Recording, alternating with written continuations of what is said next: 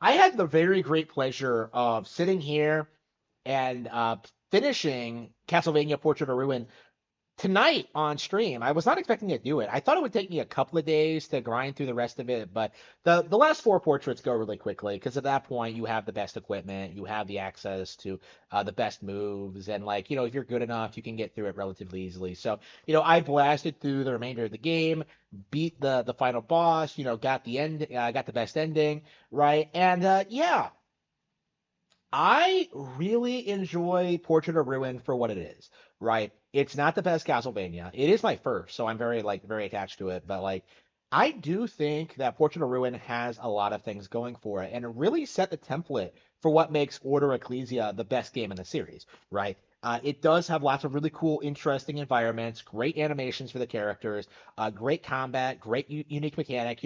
Having two distinct protagonists with completely different like equipment and abilities they can equip, like that's really cool. I definitely do have like a lot of gripes about the setting. The Vincent character seems rather pointless, and the whole deal with like Eric Lacard and his daughters and Bronner, like this all feels really, really interesting, but it's so rushed. Like you encounter like the vampire twins like a couple of times and they're just not given enough time to develop as characters. Like Loretta especially feels like a really flat character, which is very unfortunate because I really like the entire cast other than Vincent. Like they're all really well designed. They look cool. They have interesting powers. Stella and Loretta, I think in a lot of ways could have carried their own Castlevania game. Imagine a game where like you have to play as them. Well, actually, you can play as them in like an alternate mode in Portrait of Ruin, but like some of the things they were doing in like the battle sequence when like you fight them where like Loretta makes ice weapons for Stella to use, like that's really cool. They're such well-designed characters. Bronner is such a well-designed character. I would argue one of the better antagonists in the series, with like being someone who like lost his daughters during the First World War and then turning to vampirism and having his unique like perspective on the world and the situation. Being a painter and like creating these landscapes that like showcase his grief. Like that's really interesting. But what does the confrontation amount to? Like you beat him and then Dracula shows up and then you had to beat him too. It's like, you know, like I love the Dracula character. I love like the archetypal villain. I love that aspect of the lore is that like it always ends with like a showdown with Dracula. Even though you have like a completely different protagonist every time. I love that aspect of it. But like at the same time, Bronner felt like he could have done a lot more. Like I was surprised playing this again. Like, wait a minute. I've had the girls cured of vampirism for at least a couple of hours, and like he never noticed. Like he's just sitting in his painting, chilling, while like like the girls are perfectly fine. Helping me restore the vampire killer. Like why exactly it's unfortunate that like the plot is one of those that feels like it could have been way more interesting if it was way more developed. Order of Ecclesia, I think, in a lot of ways, handles its plot and development really much better. I don't want to make this like into a video gushing about how great Order of Ecclesia is. I've already started, but like when you compare Portrait of Ruin to Order of Ecclesia, where like you have a handful of characters, right? You have like the boy and the girl, trained by the master to fight Dracula. They're using Dominus, like they're harnessing Dracula's own power against them. The girl loses her memory and the boy betrays them, and you don't know why. And it leads up into this really interesting, memorable climax. The best ending in any Castlevania game, right? Portrait of Ruin, in comparison, you're standing in a field and you have this really heartfelt moment with like Stella and Loretta, and then it just kind of ends, right?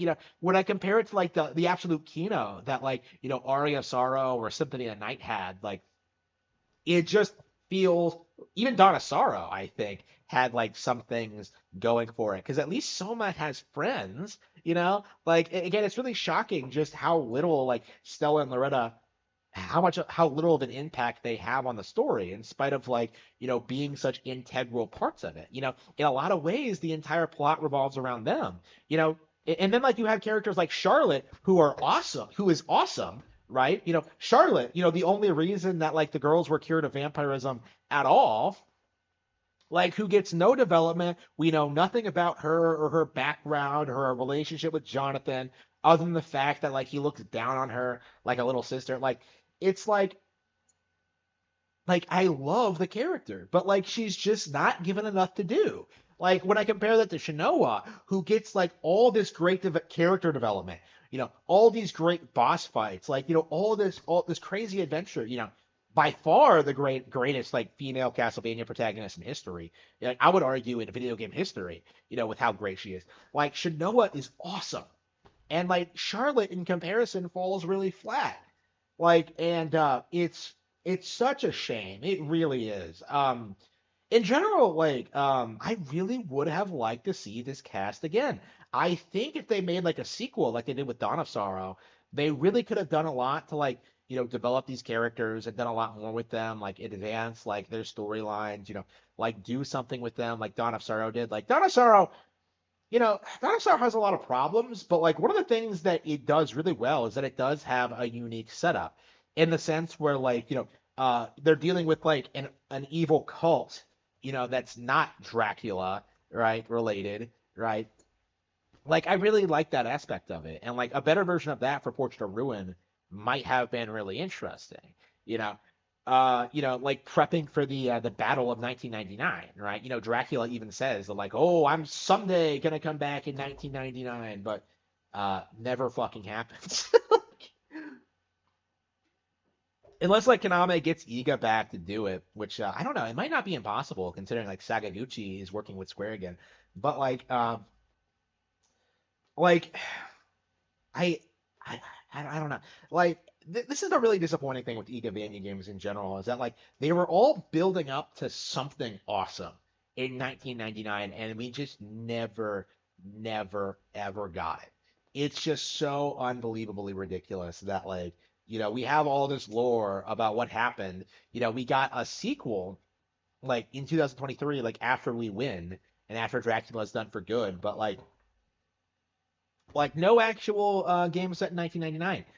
Nothing. And like again, like Jonathan and Charlotte should have probably are gonna have a part to play in that fight, right? Like they would still be alive by then. Like it's like Stella and Loretta could be there. It's like again, such missed potential in a lot of ways.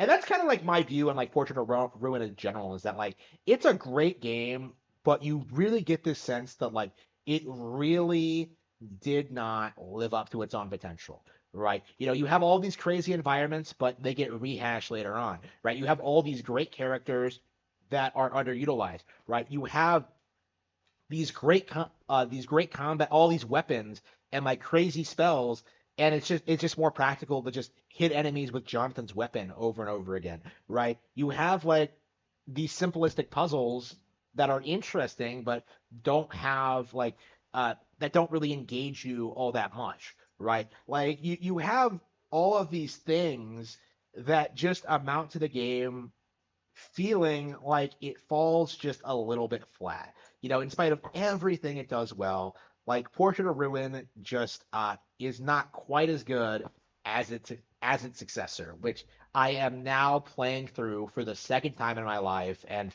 have already decided that this is my all-time favorite Castlevania.